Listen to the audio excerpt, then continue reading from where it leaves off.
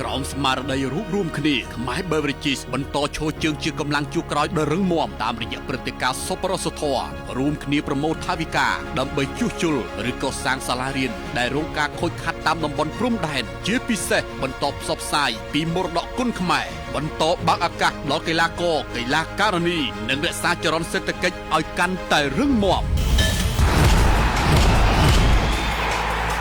ស្វាគមន៍មកកាន់សង្វៀនគុណខ្មែរលំដាប់អន្តរជាតិ Cambodia កំពូលអ្នកចម្បាំងគុណខ្មែរបានមកដល់ខេត្តកំពង់ធំហើយត្រៀមកំពូលអធិរាជអ្នកចម្បាំងគុណខ្មែរទាំង3ដឹកនាំប្រយុទ្ធដោយរាជសីចង្គមស្រួយផលសុភ័ណ្ឌហើយក៏ដល់ពេលត្រូវជំនះវិជាចាស់សងសឹកដោយឈាមអ្នកប្រយុទ្ធចំនួនថ្មីនាងខ្មៅត្រកូលខំ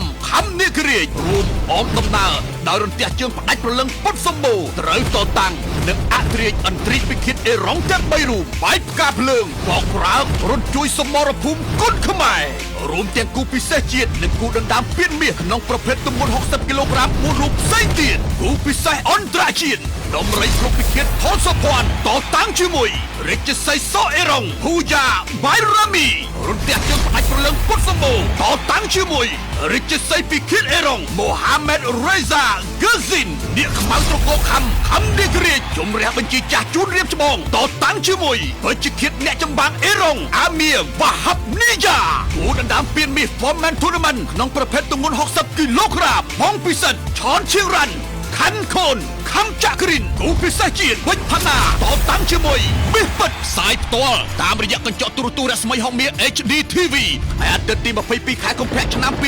2026ចាប់ពីម៉ោង8យប់តទៅទីតាំងស្រុកស្ទោកខេត្តកំពង់ធំសូមកុំខកខានមហាព្រឹត្តិការណ៍គុណខ្មែរលំដាប់អន្តរជាតិ Cambodia កំពូលអ្នកចម្បាំងគុណខ្មែរឧបត្ថម្ភផ្ដាច់មុខដោយតែប្រណិត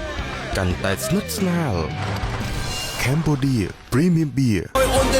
Cambodia Spring កាន់តែស្រស់កាន់តែរីករាយស្រាបៀរ Cambodia Light ស្រាស្រទន់ជួបជុំបានយូរ Cambodia Beer World Class Brew